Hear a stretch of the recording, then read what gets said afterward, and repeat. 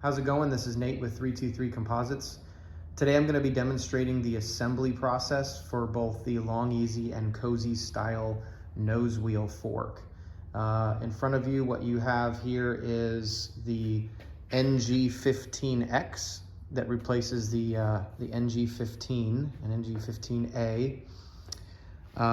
The Cozy nose wheel fork, the Long Easy nose wheel fork that also fits the Cozy 3 Very Easy Berkut and Long Easy variants.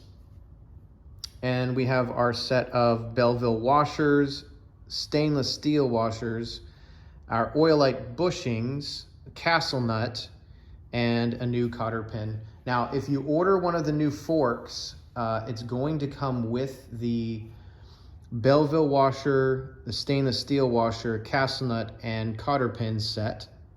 So you don't have to reuse the old hardware that you have, or obviously if you have a new build, you're going to need that hardware anyways.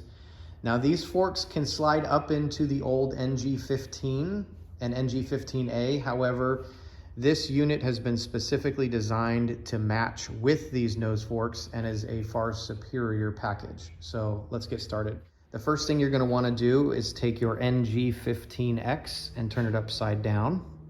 You're then going to want to take your large area oil light bearing and place that on top. Now you can add a anti-seize or a grease if you'd like to. It is optional. I prefer it myself. It's a much smoother operation when it's added, in my opinion.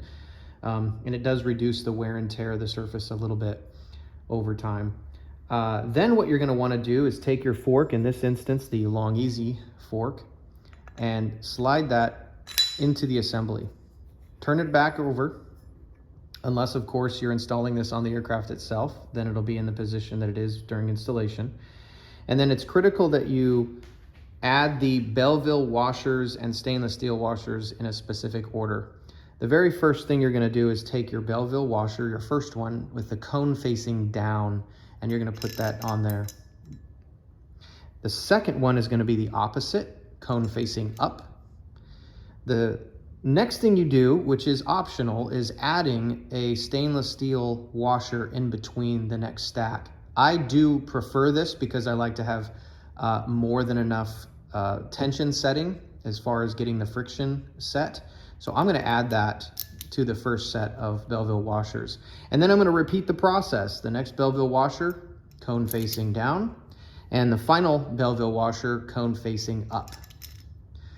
Finally, you're going to take your last stainless steel washer, which this one is mandatory, and you're going to slide that down on top of the entire assembly. And that's what it should look like when correctly installed. You're then going to take your new castle nut, and you're going to thread that down until you can get it hand tight. And then for storage, you can place your cotter pin inside of this cotter pin hole, and there's your fully assembled nose fork.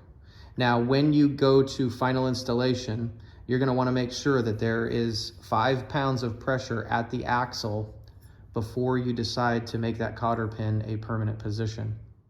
All right, as a final note, when you turn your NG15X upside down, you will see a recessed area that has been added. Make sure that you follow the plan's installation process as far as using wet flocks and pressing the NG15X into the strut correctly.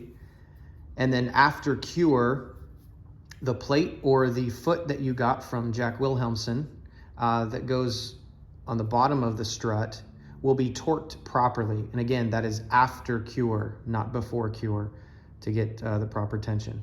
So there you have it. Thanks again from 323 Composites, and fly safe.